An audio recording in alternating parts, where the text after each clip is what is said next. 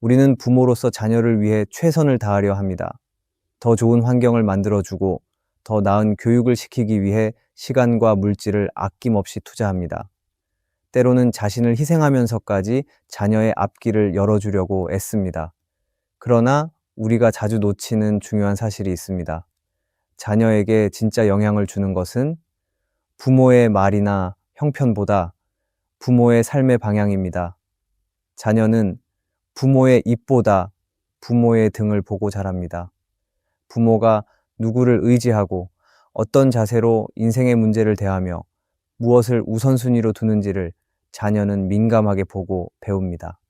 특히 신앙에 있어 부모의 태도는 자녀에게 깊은 흔적을 남깁니다. 부모가 문제 앞에서 기도로 반응하는지, 실패 앞에서 회개하는지를 자녀는 기억합니다. 자녀 앞에서 완벽한 부모가 되는 것보다 진실한 믿음을 가진 부모가 되는 것이 더 중요합니다. 하나님은 부모의 신앙을 통해 자녀를 이끄시고 복을 내리십니다.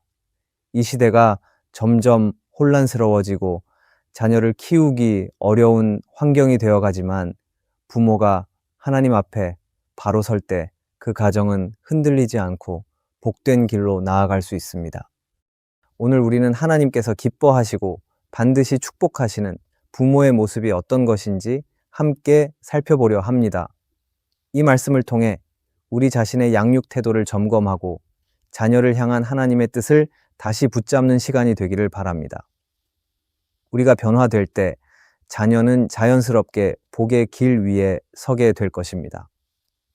첫째, 문제 생겼을 때 먼저 기도하는 부모 밑에서 자란 자녀는 반드시 축복받습니다. 사람은 위기의 순간에 자신의 본 모습을 드러내게 됩니다. 평소에는 신앙이 있는 듯 보여도 예상치 못한 문제 앞에서 불안에 휩싸이고 판단이 흐려지는 경우가 많습니다. 그런데 그런 상황에서 누군가가 조용히 하나님께 기도하는 모습을 보이면 주변 사람들의 마음도 차분해지고 방향을 잡게 됩니다. 특히 자녀는 부모가 위기 앞에서 보여주는 반응을 민감하게 받아들이고 깊이 기억합니다. 부모가 문제 앞에서 어떻게 말하고 행동하는지가 곧 자녀의 인생 태도에 큰 영향을 미친다는 것입니다. 문제가 생겼을 때 먼저 기도하는 부모는 단지 신앙적으로 바른 사람이 아니라 가정을 하나님의 질서 안에 세우는 사람입니다. 겉으로 보기엔 조용히 눈을 감고 있을 뿐이지만 실상은 가장 능력 있는 길을 선택하고 있는 것입니다.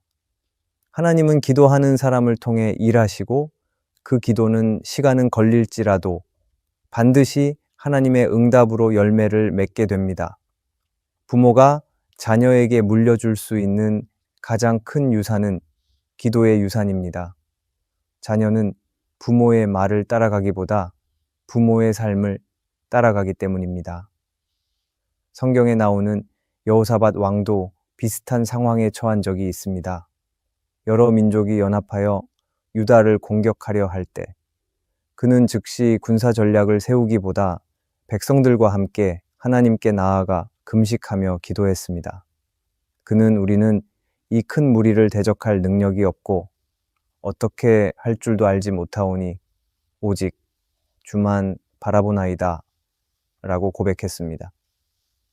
그 기도는 단순한 종교 행위가 아니라 전적인 신뢰의 표현이었고 하나님은 그 믿음에 응답하셔서 싸움을 직접 맡아주시겠다고 말씀하셨습니다. 그 결과 유다는 칼 한 번 쓰지 않고 승리를 거두게 됩니다.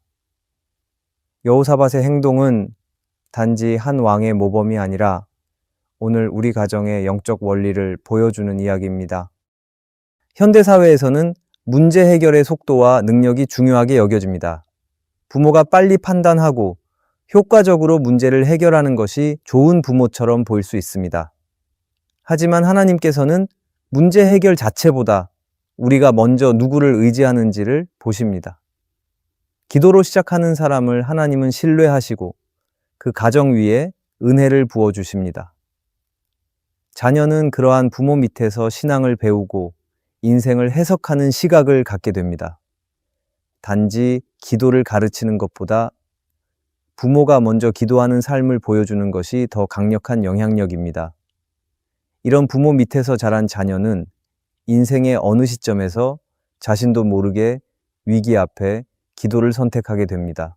삶이 무너질 듯 어려울 때, 어떻게 해야 할지 모를 때, 세상 사람들은 좌절하거나 도망치지만 기도하는 부모 밑에서 자란 자녀는 하나님께 나아갑니다.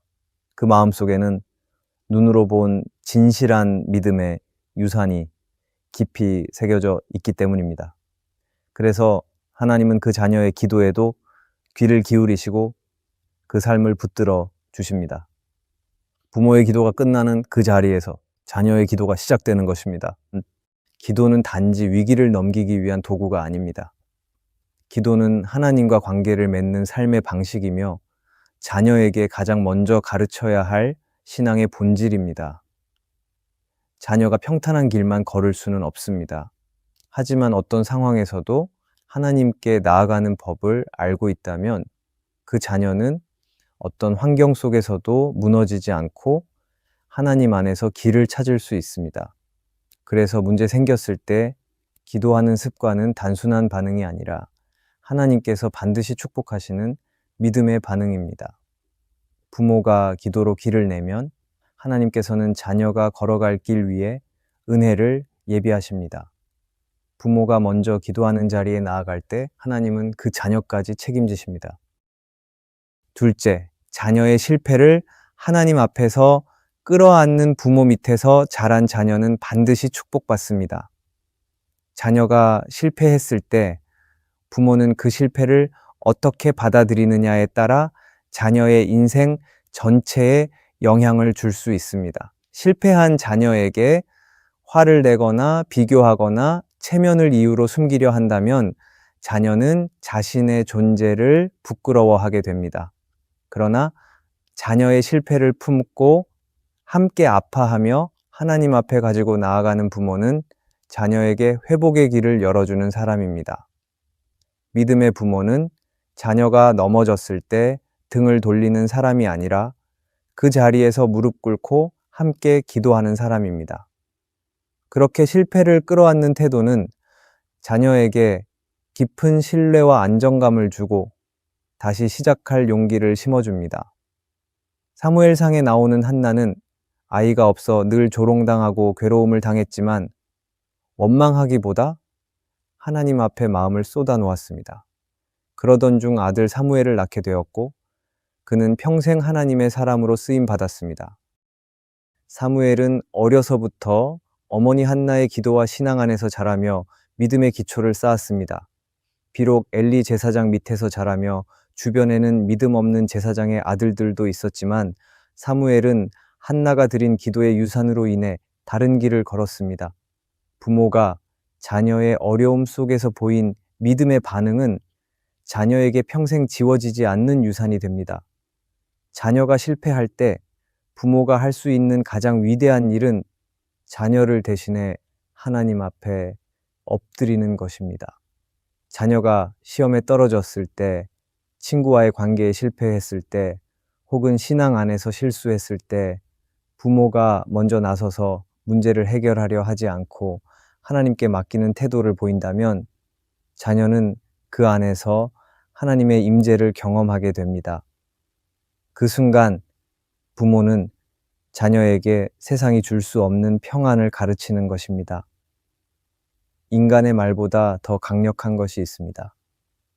바로 하나님 앞에서 자녀를 위해 흘리는 부모의 눈물과 기도입니다. 그 기도는 하나님께서 절대로 외면하지 않으십니다. 우리는 자녀가 늘 성공하기만을 바라지만 신앙의 길은 실패와 고난을 통해 더 단단해지는 과정입니다. 자녀가 실패했을 때 하나님 앞에서 그 마음을 받아주는 부모가 있다면 자녀는 절망 속에서도 하나님께 다시 나아갈 수 있는 길을 잃지 않게 됩니다. 부모가 자녀를 하나님께 맡기는 그 순간 하나님은 그 자녀의 삶에 직접 개입하시고 새로운 길을 여십니다. 실패는 끝이 아니라 믿음이 시작되는 자리이며 부모의 반응이 그것을 결정짓습니다. 자녀는 실패의 순간에 부모가 어떤 눈빛을 보였는지를 기억합니다. 손을 내밀어 주었는지, 기도로 품어 주었는지를 마음 깊이 새깁니다. 믿음의 부모는 자녀의 실패를 두려워하지 않습니다. 오히려 그 실패 속에서도 하나님의 뜻이 있음을 믿고 자녀가 하나님의 사람으로 빚어지는 과정이라 여깁니다. 그런 부모 밑에서 자란 자녀는 넘어질 때마다 다시 일어설 수 있는 힘을 얻게 되고 그 인생은 반드시 하나님의 손에 붙들리게 됩니다. 하나님은 실패를 외면하지 않는 부모의 신앙을 기뻐하시며 그 자녀에게 반드시 축복의 문을 여십니다. 셋째, 자녀 앞에서 회개하는 모습을 숨기지 않는 부모 밑에서 자란 자녀는 반드시 축복받습니다. 부모가 자녀 앞에서 실수했을 때 그것을 덮거나 모른 척하는 것이 아니라 회개하고 인정하는 모습은 자녀에게 신앙의 진실함을 가르치는 강력한 교육입니다. 우리는 자녀에게 모범을 보이고 싶어 합니다. 부족한 모습보다는 완전한 모습, 강한 모습, 흔들림 없는 모습을 보여주고 싶어 합니다. 하지만 부모도 연약한 사람이며 때로는 말이나 행동에서 실수할 수밖에 없습니다. 문제는 실수했느냐가 아니라 그 실수에 어떻게 반응하느냐에 달려 있습니다. 어떤 부모는 자녀 앞에서 감정을 조절하지 못하고 화를 낸 후에도 그것을 아무 일도 아닌 것처럼 넘깁니다. 또는 자기 합리화로 말과 행동을 정당화하며 자녀에게 사과할 줄 모릅니다. 그러나 진정한 신앙의 부모는 자신이 잘못했음을 인정하고 자녀 앞에서 겸손하게 회개합니다. 그 모습은 자녀에게 신앙이란 완전함이 아니라 진실함이라는 중요한 진리를 심어줍니다. 자녀는 부모가 하나님 앞에서 회개하는 모습을 보면서 자신의 연약함도 숨기지 않고 주님께 나아갈 수 있는 용기를 배우게 됩니다. 성경에서 다윗은 이 점에서 분명한 본을 보여준 인물입니다. 그는 충직한 우리아를 죽게 하고 밧세바를 취하는 큰 죄를 범했지만 나단 선지자의 책망 앞에서 바로 무릎 꿇고 회개했습니다. 다윗은 왕으로서 체면을 지킬 수도 있었지만 그는 사람 앞보다 하나님 앞에서 바로 서는 것을 선택했습니다. 그의 회개는 진심이었고 그 삶의 진실함은 후대에까지 영향을 주었습니다. 하나님은 다윗의 그 마음을 귀하게 여기셨고 그의 후손 가운데에서 메시아를 허락하셨습니다. 다윗의 회개는 단순한 감정의 표현이 아니라 하나님을 경외하는 믿음의 태도였던 것입니다. 우리 자녀는 부모가 무결하길 바라지 않습니다. 오히려 자신의 부족함을 인정하고 그 자리에서 하나님을 찾는 겸손한 모습을 통해 신앙의 진정성을 체험하길 원합니다. 회개는 실패의 부끄러움을 드러내는 것이 아니라 하나님의 은혜를 받아들이는 믿음의 표현입니다. 부모가 먼저 회개할 줄 아는 가정에서는 자녀도 죄책감 속에 갇히지 않고 은혜의 자리로 나아가는 법을 배우게 됩니다. 그러므로 자녀 앞에서 회개하는 것을 주저하지 마십시오. 부모가 잘못한 부분을 조용히 자녀에게 고백하고 함께 기도하며 다시 시작하는 모습은 자녀의 마음에 깊은 감동을 남깁니다. 그 감동은 단순한 감정이 아니라 영적인 터전이 됩니다. 그 안에서 자녀는 하나님을 두려워하는 법, 그리고 은혜를 붙잡는 법을 배웁니다. 이런 가정 안에서 자란 자녀는 율법적인 신앙인이 아니라 살아계신 하나님과 인격적으로 교제하는 믿음의 사람으로 자라납니다. 하나님은 겸손히 회개하는 부모를 통해 자녀를 바르게 세우시고 그 가정에 반드시 복을 더하십니다. 넷째, 자녀를 통제하는 것이 아니라 하나님께 맡기는 부모 밑에서 자란 자녀는 반드시 축복받습니다.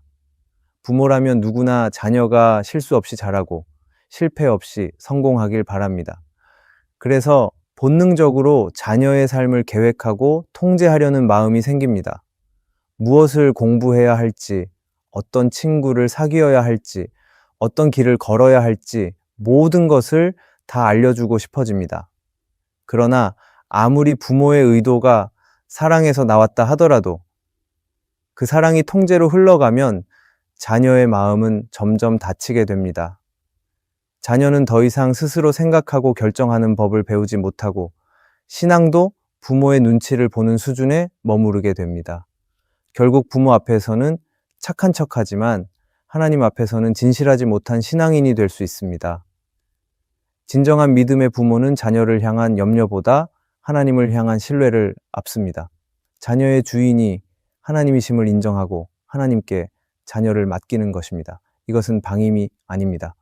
모든 책임을 다하되 자녀의 중심과 미래를 하나님 손에 올려드리는 태도입니다. 자녀가 넘어질 때 그 실패를 두려워하기보다 그 실패 속에서도 하나님이 일하심을 신뢰하며 기다릴 수 있어야 합니다. 기도하며 자녀를 지켜보고 말씀으로 자녀를 양육하되 그 삶의 방향은 하나님께서 인도하시도록 허용하는 것입니다. 성경을 보면 아브라함이 그런 믿음을 보여준 장면이 있습니다.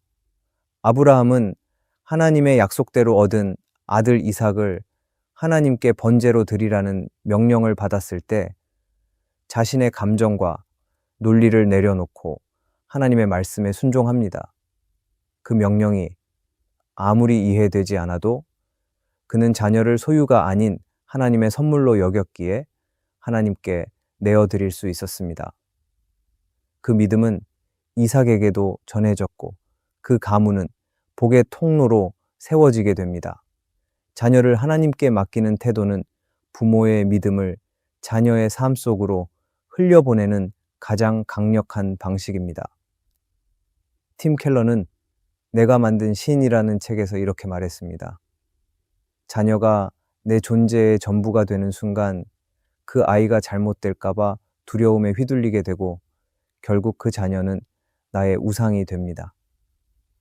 부모가 자녀를 향한 두려움과 집착을 내려놓고 하나님을 진짜 주인으로 인정할 때 비로소 자녀는 자유함 속에서 자라고 진리 안에서 스스로 하나님을 찾게 됩니다. 부모의 신앙이 자녀를 붙잡고 있으면 자녀는 억눌리고 피곤하지만 부모의 신앙이 하나님을 향해 서 있으면 자녀는 그 모습에서 믿음의 자유를 배우게 됩니다. 부모가 자녀를 통제하지 않고 하나님께 맡긴다는 것은 말처럼 쉬운 일이 아닙니다. 그러나 그것은 하나님을 향한 깊은 신뢰에서 비롯된 태도입니다. 이 믿음을 가진 부모는 자녀에게 억지로 무엇을 하게 하기보다 기도와 모범으로 본을 보입니다. 말보다 삶으로 가르치고 명령보다 기다림으로 인도합니다. 하나님은 이러한 부모의 태도를 귀히 여기시고 반드시 그 자녀의 삶 속에서 일하십니다. 우리가 자녀를 하나님의 손에 올려드릴 때 그 자녀는 반드시 하나님의 축복 안에서 자라게 됩니다. 그리고 그 부모는 믿음의 유산을 자녀에게 물려주는 축복의 통로가 됩니다. 자녀는 부모의 말보다 삶을 따라 배웁니다. 우리가 어떤 환경을 만들어 주느냐도 중요하지만 더 중요한 것은 어떤 모습으로 하나님 앞에 서느냐입니다. 문제 앞에서 기도로 반응하고 자녀의 아픔을 하나님 앞에서 끌어안으며 회개를 숨기지 않고 진실하게 살아가며 자녀를 내 손에 두기보다 하나님의 손에 맡기는 삶을 살아가는 부모 밑에서 자녀는 복된 길을 걷게 됩니다. 하나님은 그런 부모의 믿음을 절대로 외면하지 않으십니다. 오히려 그 부모의 기도와 순종을 통해 자녀의 앞길을 준비하시고 인도하시며 축복하십니다. 세상 기준으로는 부족해 보여도 하나님께 믿음으로 반응하며 자녀를 맡긴 그 부모를 하나님은 기억하십니다. 이 시대가 혼란하고 자녀를 키우는 것이 점점 더 어려워지는 때일수록 우리는 더 깊은 신뢰로 하나님께 나아가야 합니다. 그리고 그 믿음이 우리의 자녀에게 자연스럽게 흘러가도록 살아가야 합니다. 우리가 변화되면 자녀는 반드시 달라질 것입니다. 하나님은 그런 부모를 통해 다음 세대를 세우십니다. 오늘의 말씀이 은혜가 되셨다면 댓글에 아멘이라고 적어주시면 감사하겠습니다. 여러분들이 남겨주시는 댓글은 정말 큰 힘이 됩니다. 그리고 여러분들이 눌러주시는 좋아요와 구독도 큰 힘이 됩니다. 오늘도 함께 해주셔서 감사합니다. 기도하겠습니다. 하나님, 우리의 자녀를 맡겨주셔서 감사합니다. 부족하고 연약한 우리이지만 주님 앞에 바로 서길 원합니다. 문제 앞에서 먼저 기도하는 부모가 되게 하시고 자녀의 아픔을 함께 끌어안는 믿음을 주옵소서.